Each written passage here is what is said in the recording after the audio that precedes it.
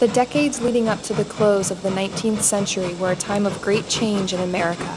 It was a time of accelerating technical advances.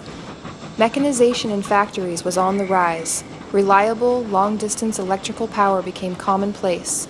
A transcontinental railway network shrunk a nation. No longer was it a 6-month voyage from New York to Los Angeles, but a 6-day trip. It was a time in which a nation suffered through a post-Civil War adolescence, a civil rights tug-of-war where on one side the repressed fought for equality while the other fought to maintain the status quo. It was a time when the free market economy allowed for the rise of powerful monopolies and oligarchies that managed to hijack the political process through the wholesale purchase of politicians under the guise of special interest groups. The average wage of the U.S. worker was on the rise, claiming per capita incomes that rivaled and surpassed those of the world's greatest economies. Yet, despite this fact, the income inequality gap grew. To make matters worse, even those with modest economic means flaunted their wealth and lived in extravagance. George Clemenceau, a French statesman at the time, said that the United States had gone from a stage of barbarism to one of decadence, without achieving any civilization between the two. While Mark Twain described the times as the Gilded Age, a fine layer of gold spread over a more common, baser metal. It was during this time that a fashion trend spread from Victorian-era Britain to the American middle and upper classes. The ability to preserve animal remains had reached maturity and migrated from art displayed in the home to pieces adorned on the body. The wearable taxidermy craze that would span decades and continents had been born. It was a trend that mainly focused on the feathers of birds of paradise, although articles of clothing with whole animal bodies were not uncommon. Scores of species, such as the snowy egret and great egret, were being hunted for their plumes. Passenger pigeons were being killed by the hundreds of thousands. At the time, migrating passenger pigeons filled the sky with flocks that stretched for miles. It was said that it could take upwards of 20 minutes for typical migratory groups to pass. Such a supply of raw material was once thought to be inexhaustible, and they were hunted with wild abandon. This avian farming decimated the passenger pigeon population, the last of which, Martha, died in the Cincinnati Zoo in 1918. She was the last of a species that perished due to an overwhelming consumer demand and a lack of environmental conservation laws. Today, such rampant disregard for nature is unheard of, in large part to Harriet Hemenway, a Bostonian socialite. Harriet was raised in a family of abolitionists and learned at a young age to challenge societal norms. For example, Harriet publicly announced her pregnancy with a self-portrait in which she held a lily, the symbol for pregnancy. Such a public announcement was considered scandalous at the time. As another example, Harriet invited Booker T. Washington, a notable figure in the fight for African American equality, to spend the night in her home after the hotels in Boston refused him lodging. Harriet's greatest contribution to society began in 1896 after reading an article that detailed the devastation wrought by the plumage trade.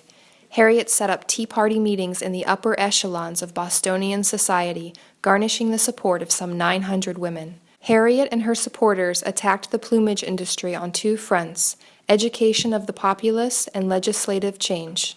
Harriet's educational initiative fell short. It was quickly realized that if results were to be achieved, that a legislative approach was required. Thus, Harriet found a masculine face for her movement by convincing William Brewster, a notable ornithologist, and founded the Massachusetts Audubon Society, named after the naturalistic painter John Audubon.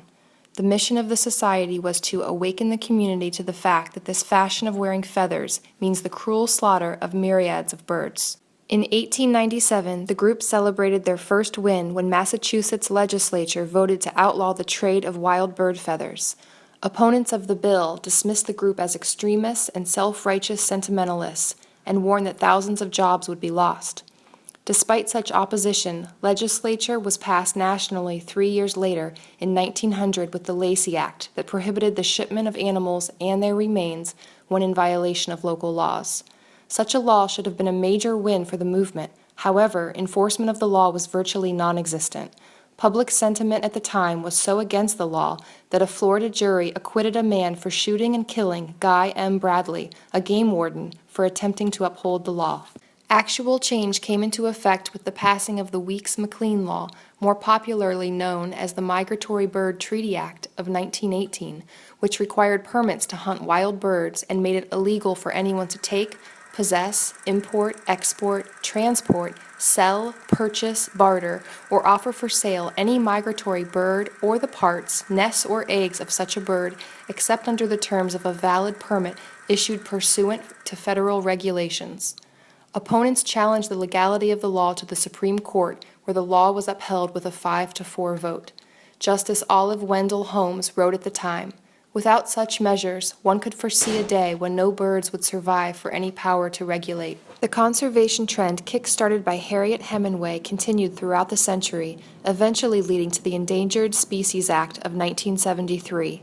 It is unknown how many species have survived to the present day due, in large part, to the work began by Harriet. Harriet survived to witness the results of her pioneering work. She died in 1960, living to the age of 102. Announcing a special, privately constructed collectible by Born Again Taxidermy by Sarah. The original Harriet Hemenway is a true American hero. She was the first one to raise 900. That's a 9 followed by 2 zeros. Count 'em, 2 zeros. 900 women to rally for the lives of birds. Her design was based on Harriet's selfie, painted way back in the 1890s with her trademark pregnancy lily. Harriet is wildly popular with both feminists and bird lovers, and even feminist bird lovers. The shortage of available Harriet mice means her value is incalculable. Now you can reserve your own Harriet mouse, complete with 3mm glass eyeballs, intricately carved wooden base, and her famous, unfashionably white sneakers that she wore for close to a century. A historic fact that endures, no doubt, because of her feminine anatomy. I mean, seriously, how often does anyone look and remember a man's shoes? Order now and we will throw in a mirror. It's like getting 2 Harriet mice for the price of 1.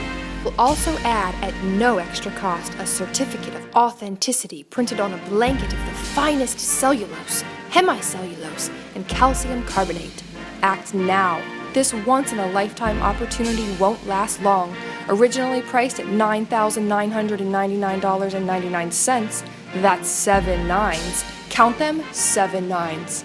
But act now and Harriet Hemenway mouse can be yours for the low, low price of 100 daily $1 installments. Avoid disappointment and future regret. Call now.